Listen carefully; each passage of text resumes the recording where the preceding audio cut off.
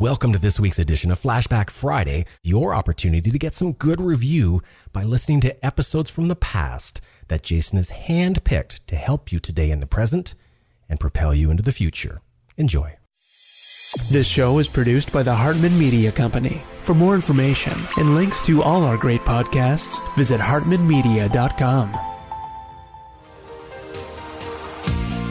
Welcome to the Creating Wealth Show with Jason Hartman. You're about to learn a new slant on investing, some exciting techniques, and fresh new approaches to the world's most historically proven asset class that will enable you to create more wealth and freedom than you ever thought possible. Jason is a genuine self-made multimillionaire who's actually been there and done it. He's a successful investor, lender, developer, and entrepreneur who's owned properties in 11 states, had hundreds of tenants, and been involved in thousands of real estate transactions. This program will help you follow in Jason's footsteps on the road to your financial independence day. You really can do it. And now, here's your host, Jason Hartman, with the complete solution for real estate investors. Welcome to the Creating Wealth Show. This is episode number 598, and this is your host, Jason Hartman. Thank you so much for joining me today as we are coming up on a very important day. You know, it's been said, and I think it is very true, that you cannot be successful in life without first being grateful for what you already have. And I think that brings to mind the affirmation I talked to you about several episodes ago. What is that affirmation? Remember, I told you when I spoke to my second largest audience ever, 2,000 people, a couple weeks ago in Las Vegas, I would ask the audience, what time is it? And the answer would be, it's an amazing time to be alive. So I ask you that. What time is it? It's an amazing time to be alive. Yay! Okay, so Thanksgiving is coming up. Of course, that's the day, the one day of the year when hopefully we, kind of reflect a little bit and count our blessings and do that. So I just want to remind you of that. We got one more episode before Thanksgiving. And today, our guest will be Lucas Hall. We're going to talk about some swanky. Yes, swanky. That's a really cool word. It's not a cool word. It's a swanky word. Anyway, some swanky self-management tools. He's with Landlordology and Cozy. And we've talked about Cozy on the show before. We've got some in-depth stuff coming up about their fantastic product or service. Before we get into that, I just want to super quickly, because I don't want to keep you in suspense too long, cover one more of those slides, okay? One more on the income investment strength versus deflation. Last time we talked about income and investment strength versus inflation. But what if we have deflation, right? And we divided them up into three categories, low, medium, and high. And so in this one, our worst performers in the deflationary environment will be gold or any precious metals, your mortgage, because remember, if you owe money and the money actually goes up in value, and that's what happens in a deflationary environment, dollars or euros or whatever currency we're talking about increase in value due to deflation. See, when we have inflation, of course, inflation is that hideous hidden tax that robs the money right out of our wallet, our bank account, our stock portfolio, and our bond portfolio. But deflation actually makes the value of those things go up. Why? Because they're denominated in the currency. They're denominated, in this case, in dollars. Now, I know we have listeners from 164 countries around the world, and that's awesome. But, most of you are pretty familiar with the good old dollar. As mismanaged as it is, it's comparatively not that bad. But that isn't saying much, and it shouldn't say much.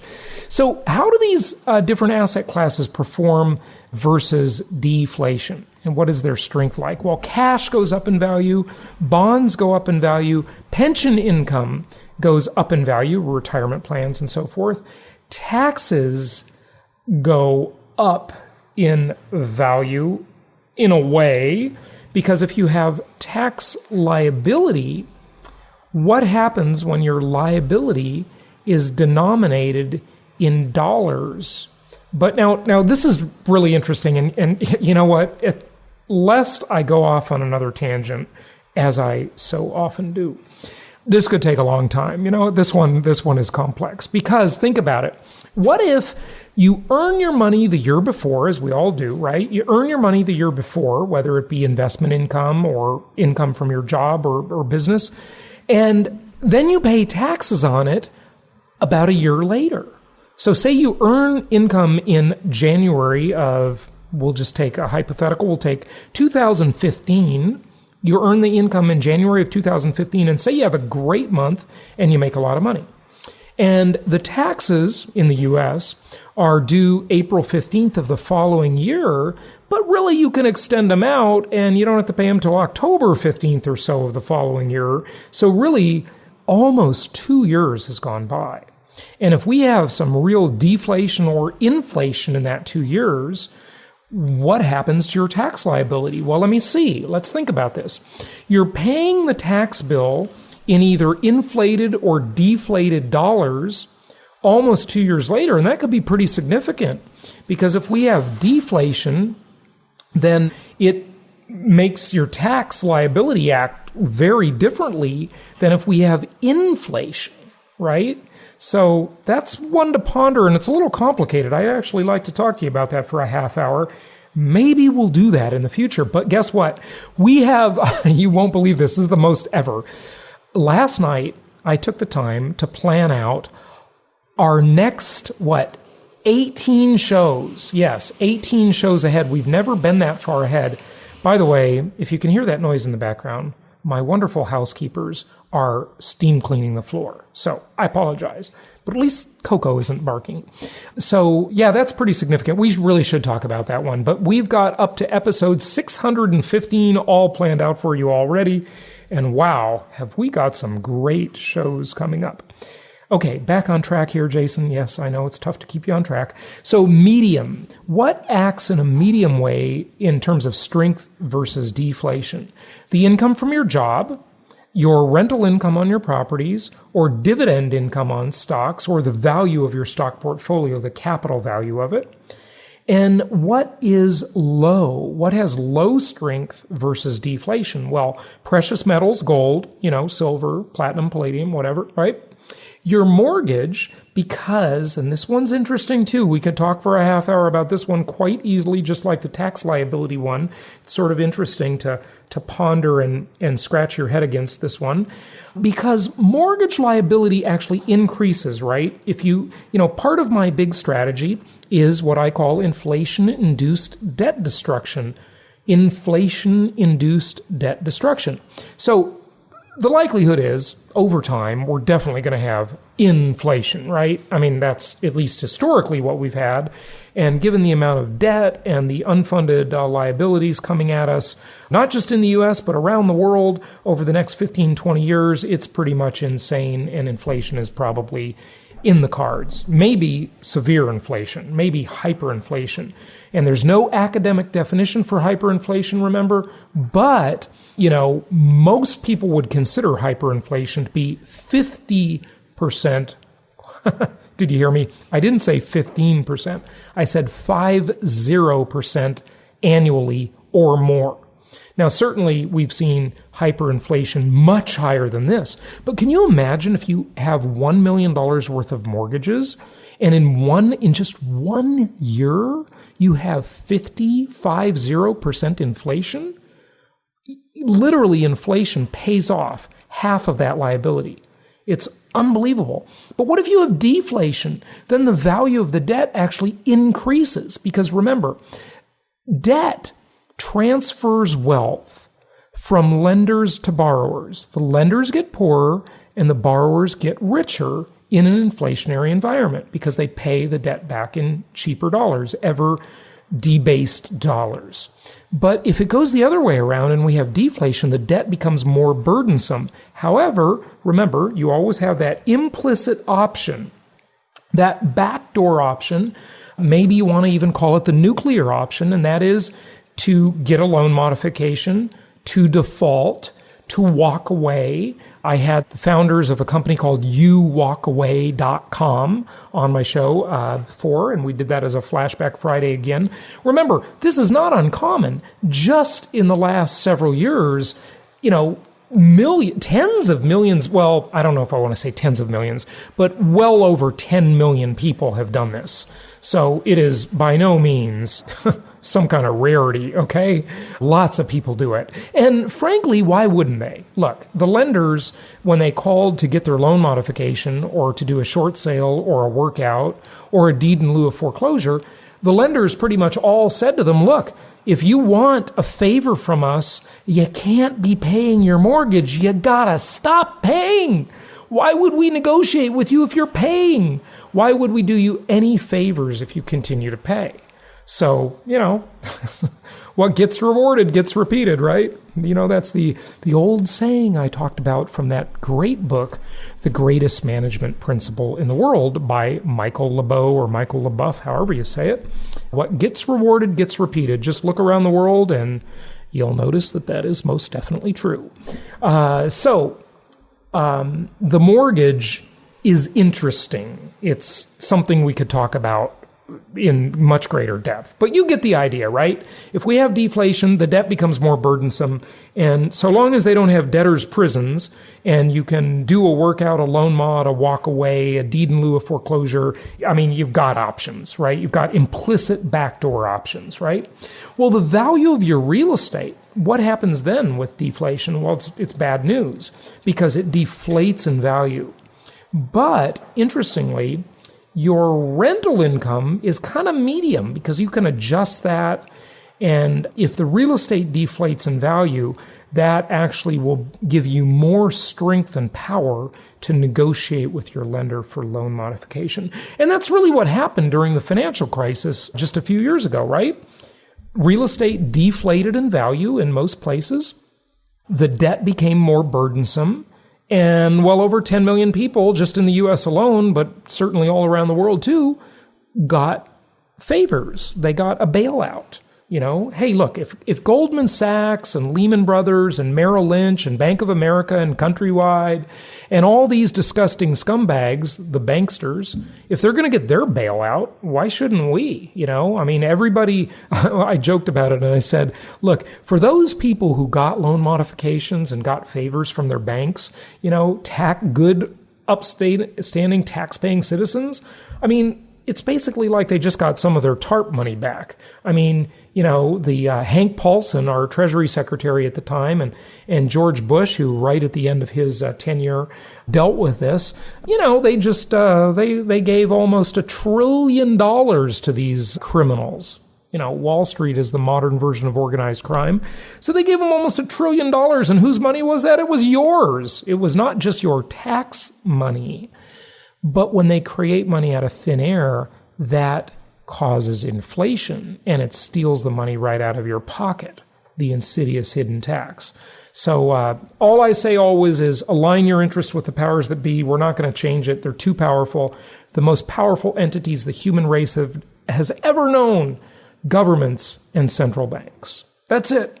Why are they so powerful? Well, they happen to have militaries and armies behind them, so, that makes them really powerful. Okay, so let's get to our guest. Hey, look, folks, I did that in only 13 minutes. That's amazing, right? Could have been 2 hours easily, but I went through it pretty quick. Okay, so if you've got questions, go to jasonhartman.com, use the voicemail feature, and send me a voicemail. I got to ask you a favor. Be concise, think about what you're going to say, talk quickly, talk fast, because when we play your message on the air, we don't want to wait too long. Listeners become impatient, right? So speed it up a little bit. Just jot down a couple bullet points that you want to talk about, questions you want to ask, and fire away. And we'd love to take your questions on the air. And also, go to jasonhartman.com, register for our Meet the Masters event coming up fast. And also go to venturealliancemastermind.com to check out the Venture Alliance, our high-level mastermind group. We're headed to Dubai, beautiful, incredible Dubai. venturealliancemastermind.com and jasonhartman.com in the events section. Okay, here's our guest. You're going to hear about some great tools for self-management. You're going to learn a lot from this episode. So please help me welcome Lucas Hall. Here we go. Remember, you're listening to Flashback Friday. Our new episodes are published every Monday and Wednesday.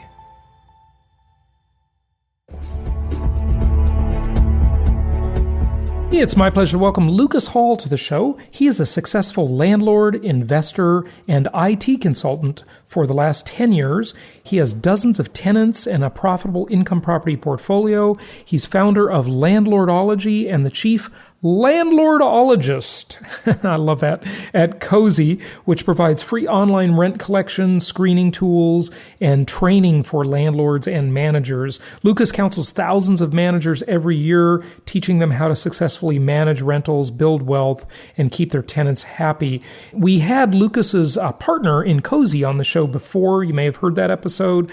We're going to talk about kind of a different angle on the business and talk about how you can better manage your properties and actually self-manage your properties. As I've told you the story before on prior episodes, I never thought it would be possible years ago to self-manage properties that I have never seen with tenants I have never met from 2,000 miles away, and I and many of my clients are doing just that.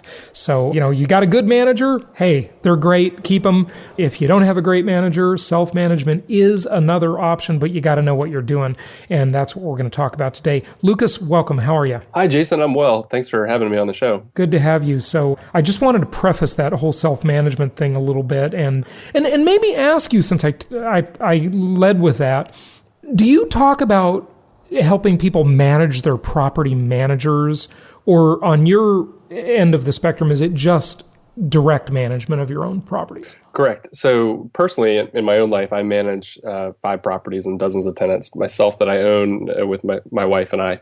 But what I do with Landlordology and Cozy is I teach landlords how to manage their own properties. And if they do have a property manager, then I usually try to educate them as best I can on the things that need to happen so that they could do it themselves.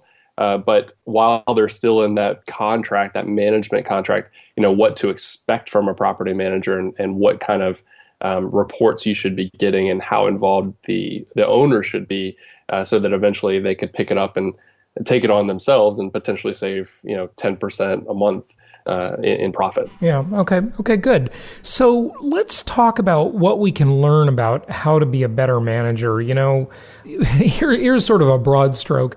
We've all heard the horror stories about bad tenants and so forth, but to me, this is surprisingly easy.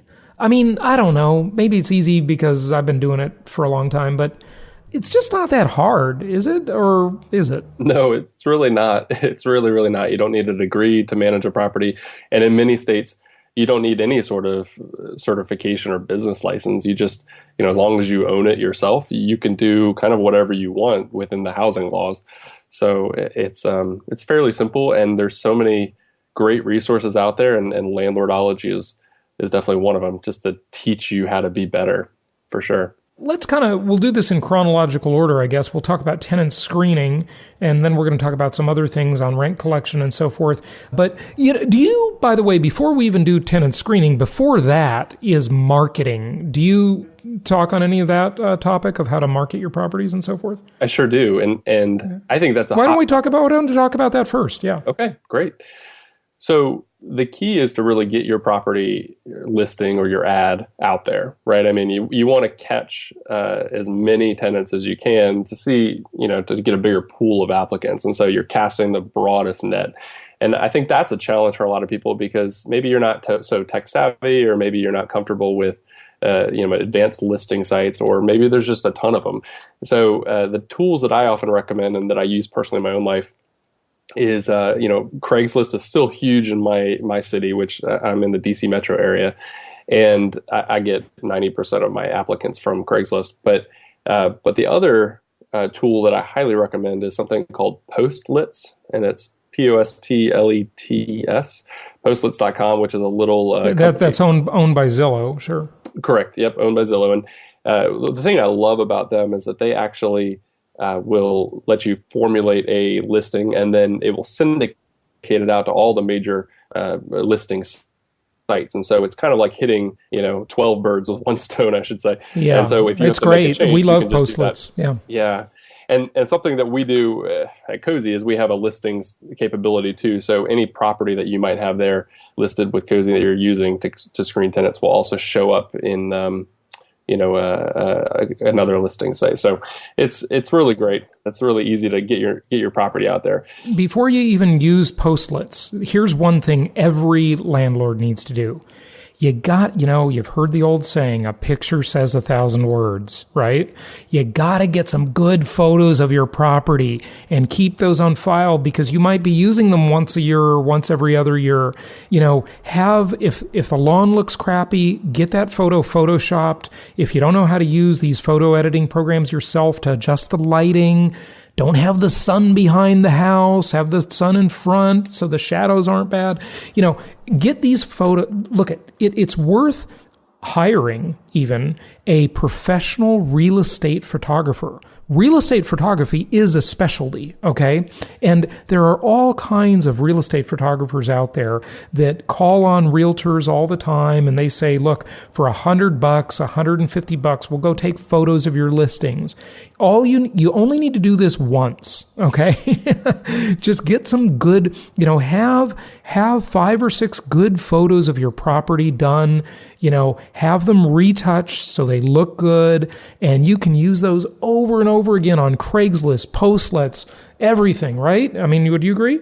Absolutely. I have a bunch of folders on my computer where I go back to these same pictures over and over again every time I need to release the apartment.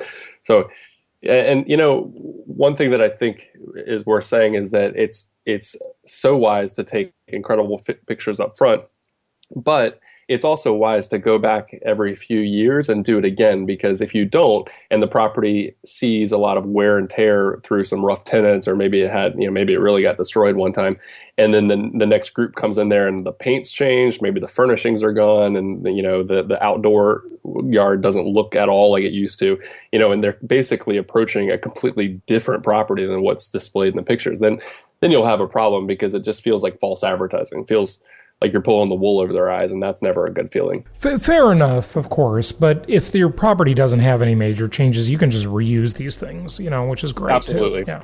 Absolutely. Okay, tell us more. Okay, great. So as you said, pictures are worth 1,000 words. I also like to put my contact information in there. I know that's silly, but it's worth saying that I actually put my phone number in the listings, which a lot of landlords don't, and I actually invite people to text me. So, as many barriers as I can remove to help me connect with that potential applicant, then I'm going to get showings better and faster than the landlord down the street. Now I think you're crazy, but okay, go ahead. And just so you know, my mom does it this way too. God, I hate texting. It's literally the worst form of communication ever invented. But she just takes the calls all the time.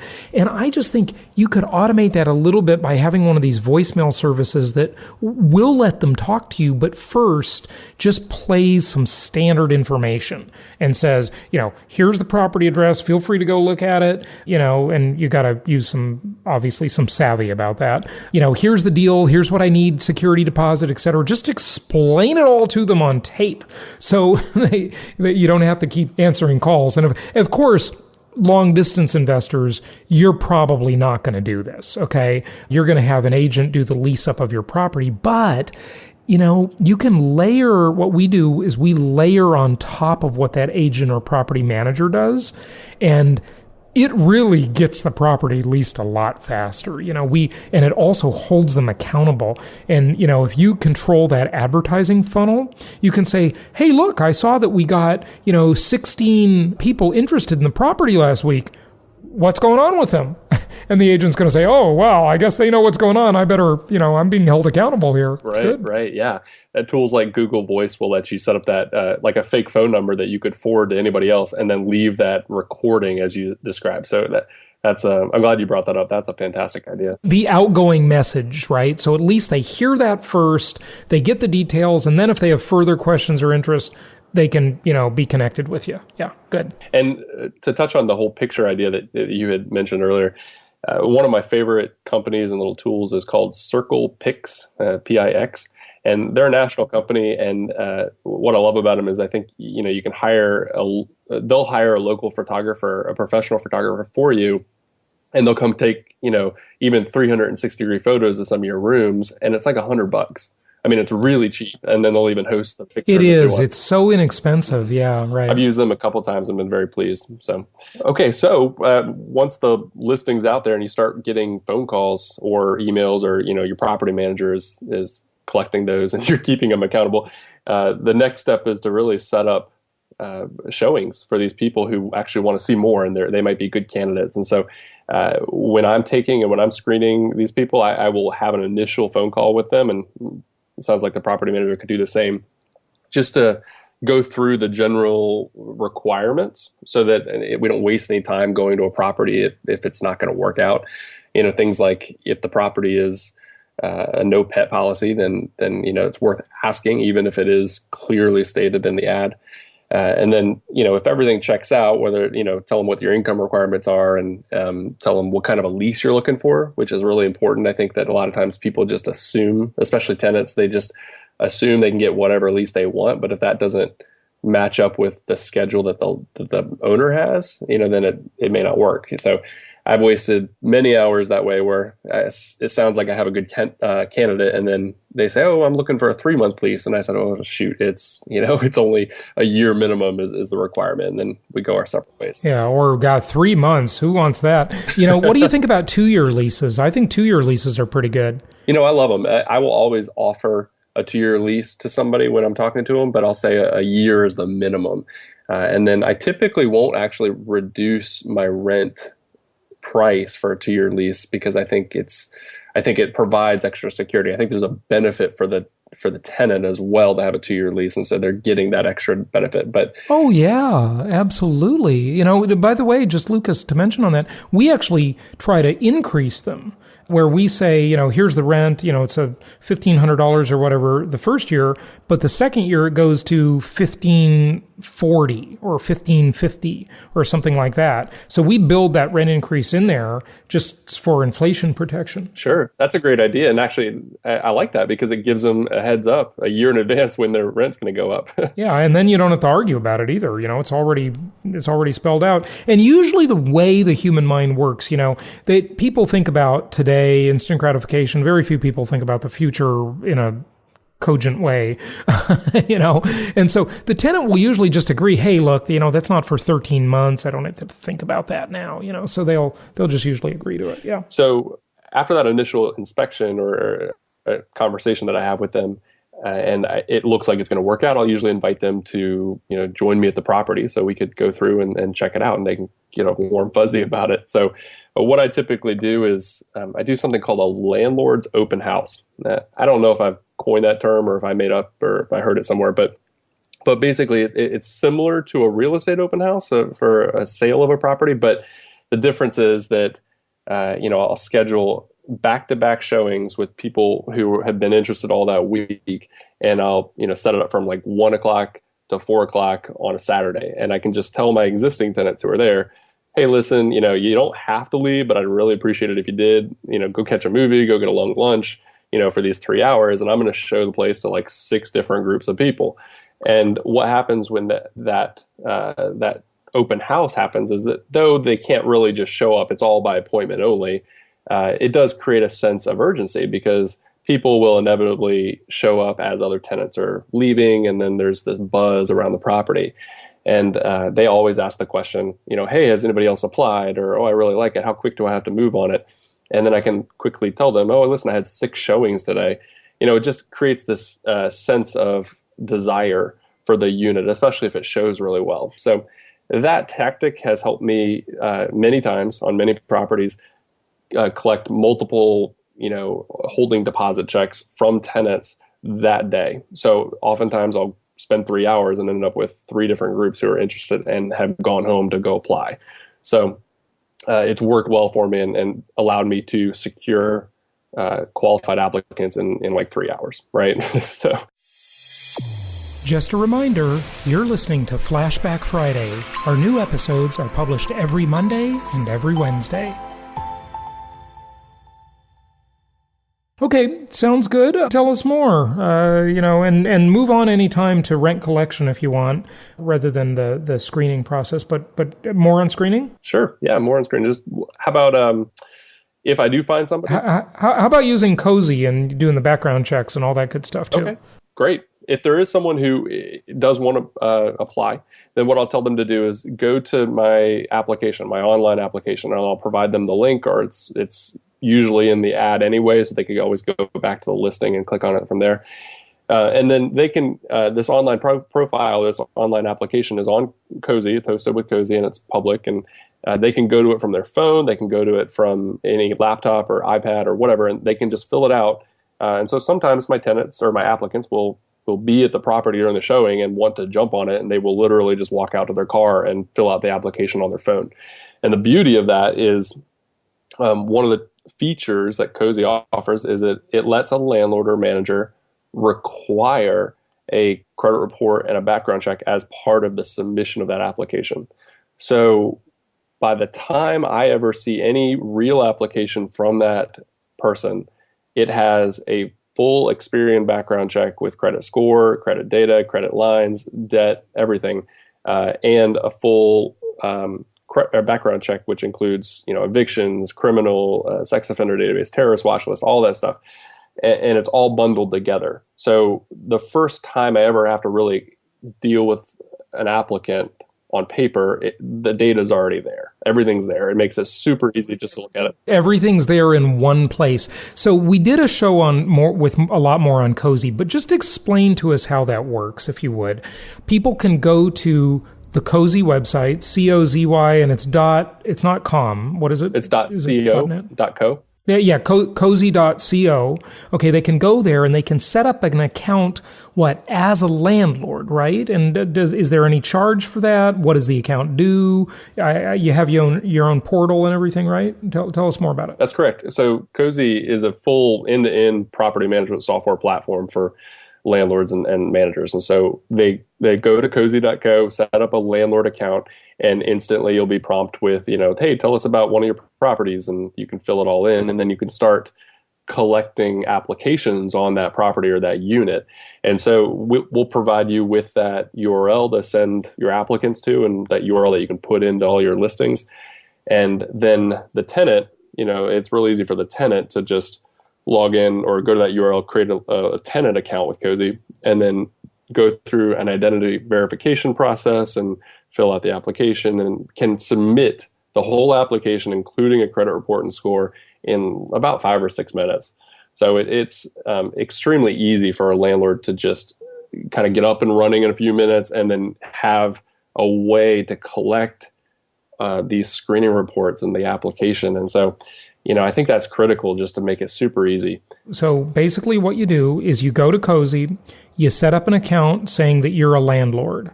Now, if you have multiple properties, how do you do that?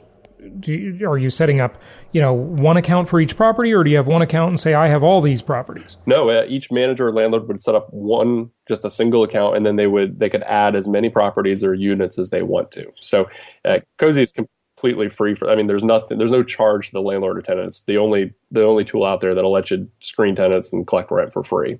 So it's easy. And then when a tenant applies for your property on Elm Street, they go there and there's a portal for Elm Street, right? And they can apply, and it'll just automatically get their credit report. Now, it charges the tenants for credit reports, right? That's correct. So each tenant would pay about $19 or $34 for the 2 reports. Now, many landlords that self-manage, actually, it's a minor detail. It's not even worth the time, frankly, but they do have the credit report and background check is a little bit of a profit center, frankly.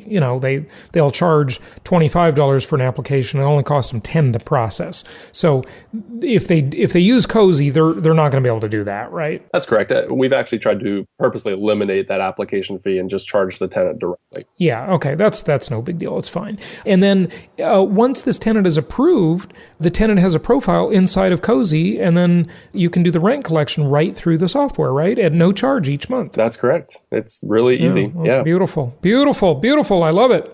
Okay, what else should we know? Well, one of the perks that I love about the way Cozy handles credit reports is that I used to have to struggle whenever I collected a credit report from somebody and then I denied them based on something on their credit. The federal regulation says that I actually have to give the tenant either a copy of their report or help them figure out how to get that report so that they can correct it in case there's an error or something. Maybe they're being penalized for something that's not true, and then they can fix it for next time. So the thing with Cozy is that because the tenant is participating in this process, they get a copy of all these reports at the same time the landlord does, and so they never have to, or the landlord never has to worry about following up with that tenant that they deny and working with them, and then having to hassle with that. So it's instantly compliant with the regulations. It's really just easy. Yeah.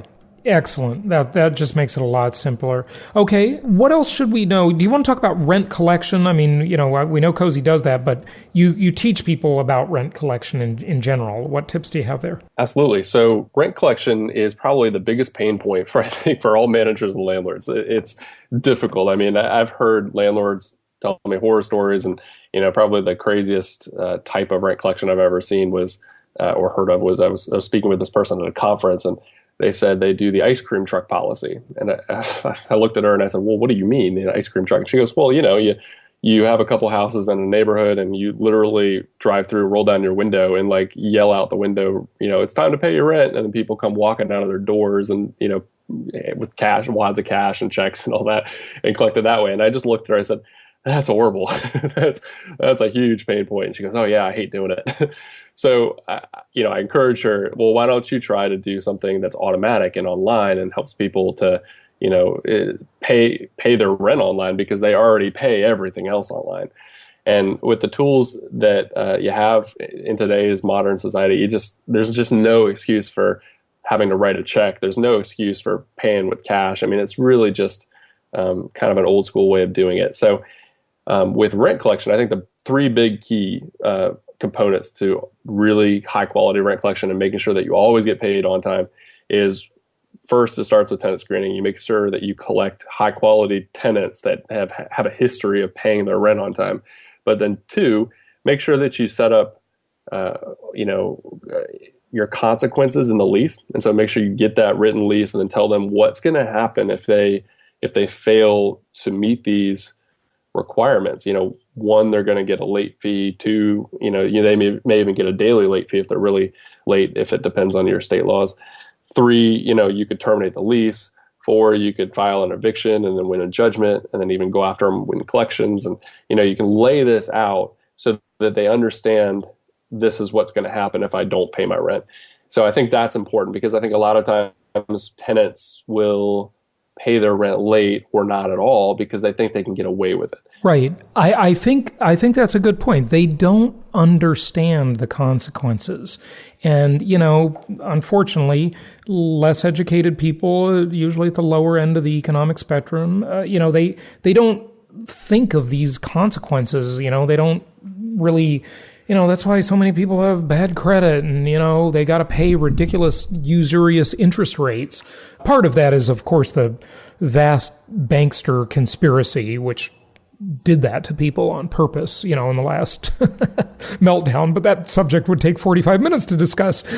So, and I have a feeling you might even agree with me, but that notwithstanding, just generally being responsible and paying your bills, people don't understand, look, this is going to haunt me, and if you lay that out for people, most of them are going to want to do what's going to protect their future, right?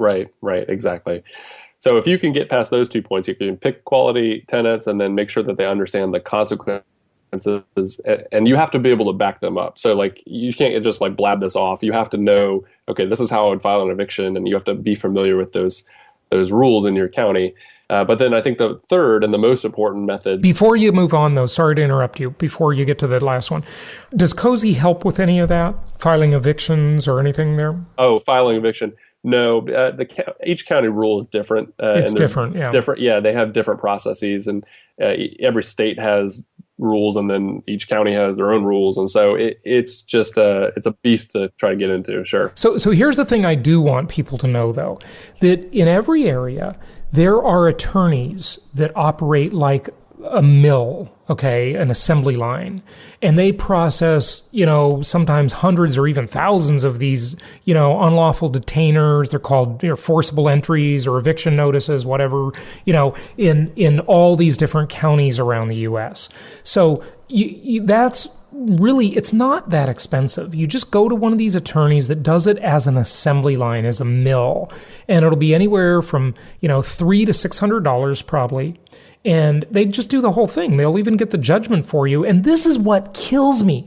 I find that so many landlords, they don't pursue the judgment, the post-eviction judgment. They just, they let them go. They say things like, oh, well, they're just a deadbeat. They don't have any money. You can't get blood out of a turnip. Well, you know what, folks? Wake up, because that turnip won't always be a turnip. Okay, they're going to come into money in their life at some point probably, and they're going to have the money to pay you. And just because they're broke today doesn't mean they're going to be that way in 5 years or 10 years. Okay, and you can renew these judgments indefinitely. I think that may be changing jurisdictions a little bit, but I'm pretty sure you can just keep renewing them. As soon as they're going to want to buy a car and get an auto loan, or get a home loan and buy a house, or maybe even rent another property, that lender is going to say, "Hey, you got to clear up your judgment before I'm gonna loan to you." That happens all the time, and you'll suddenly get paid off with interest, with really nice interest, by the way. Right. And one of the things that's always been a real incentive when explaining it to tenants is, if I tell them that, hey, listen, even if I can't collect on you now because you don't have a stable job or the money, it's good for a long time, and I will get an order to garnish your wages at your next real employer. So that whole aspect of them, getting a new job with a new employer, and they're trying to impress this new person and work their way up, and then I come in with some sort of an order saying they have to, I'm garnishing the wages and they have to pay me first every month. That's an embarrassment to them, and they don't care about the car representative at the Toyota dealership, but they do care about their employer knowing that they don't have a good handle on their finances. So usually if I threaten that, they get really worried, and then it's just like, oh, okay, well, here's your money. They come up with this somehow, and then the judgment's over. So that to me has always been the most successful in terms of incentivizing them to pay. Okay. All right. Good. What else? Anything else? We got to wrap up here, Lucas, but just, a couple final points. Okay. I think the third and final point to flawless rent collection is just to make it automatic. Put it online, use something like Cozy, or use Cozy, and Cozy's completely free to process rent. And so basically you've got your Cozy landlord account, and you tell us where you want the money to go to, and then the tenant tells us where they want the money to come out of, and it just gets processed like clockwork every month. There's no extra fees involved. There's no worry about things being late because they can set up recurring automatic payments. And if you do that, most tenants will actually thank you because they don't have to think about rent. That'll blow your mind, right? If a tenant comes up to you and says, "Hey, thanks for taking my money." Yeah, right. Exactly. Just make it easy for them, number one. So that's good. Good stuff. What websites do you want to give out? We talked about Cozy, of course. Do you want to give out Landlordology? Sure. It's landlordology.com, and that's the site that I founded. It has a tremendous amount of information and resources available. It's all free. We don't make any money off it. It's our way to give back to the community in which we belong. We were talking about evictions earlier, and one company that I like, and I don't have any affiliate relationship with or anything, but it's called clicknotices.com. I've talked with their CEO a while, and what they do is you can sign up for an account with them, and if you need to file an eviction, you do it through their website, and they have partnerships with all of these, eviction mill attorneys that you were describing. And they will literally, file it through one of them, and they'll represent you in court. And so you could file an eviction and get it all handled through the site for a small amount of money, and you never would have to even show up. You could just get it all done, and it tracks that process, kind of like getting a mortgage. You can see the process going through. So that's one of the more tech savvy ways to file an eviction. And luckily, I've not had to use it. Will they literally just go and post the 3-day notice on the door for you and stuff like that? You'd have to look at their website. I'm not sure. Like I said, I haven't used it, but I know that they will file that eviction from start to finish once the lease has been terminated. So I don't think they actually post the notice because they start kind of after that process. But it just seems like an easy, kind of Web 2.0 modern technology way to do it. Yeah, I agree. It is I always like to say it's an amazing time to be alive because of technology. It really is an amazing time to be alive, but it's an amazing time to be a landlord too. There are some really great tools out there, and thank you for being behind one of them. We really like your tool, so keep up the good work, and thanks for being on the show, Lucas. Thank you, Jason. It was a pleasure. I've never really thought of Jason as subversive, but I just found out that's what Wall Street considers him to be. Really? Now, how is that possible at all? Simple. Wall Street believes that real estate investors are dangerous to their schemes because the dirty truth about income property is that it actually works in real life. I know. I mean, how many people do you know, not including insiders, who created wealth with stocks, bonds, and mutual funds? Those options are for people who only want to pretend they're getting ahead. Stocks and other non-direct traded assets are a losing game for most people. The typical scenario is you make a little, you lose a little, and spin your wheels for decades. That's because the corporate crooks running the stock and bond investing game will always see to it that they win. This means, unless you're one of them, you will not win. And unluckily for Wall Street, Jason has a unique ability to make the everyday person understand investing the way it should be. He shows them a world where anything less than a 26% annual return is disappointing. Yep, and that's why Jason offers a one-book set on creating wealth that comes with 20 digital download audios. He shows us how we can be excited about these scary times and exploit the incredible opportunities this present economy has afforded us. We can pick local markets untouched by the economic downturn, exploit packaged commodities investing, and achieve exceptional returns safely and securely. I like how he teaches you how to protect the equity in your home before it disappears and how to outsource your debt obligations to the government. And this set of advanced strategies for wealth creation is being offered for only $197. To get your Creating Wealth Encyclopedia Book 1, complete with over 20 hours of audio, go to jasonhartman.com/store. If you want to be able to sit back and collect checks every month, just like a banker, Jason's Creating Wealth Encyclopedia series is for you. This show is produced by the Hartman Media Company, all rights reserved. For distribution or publication rights and media interviews, please visit www.hartmanmedia.com or email media@hartmanmedia.com. Nothing on this show should be considered specific personal or professional advice. Please consult an appropriate tax, legal, real estate, or business professional for individualized advice. Opinions of guests are their own, and the host is acting on behalf of Platinum Properties Investor Network, Inc. exclusively.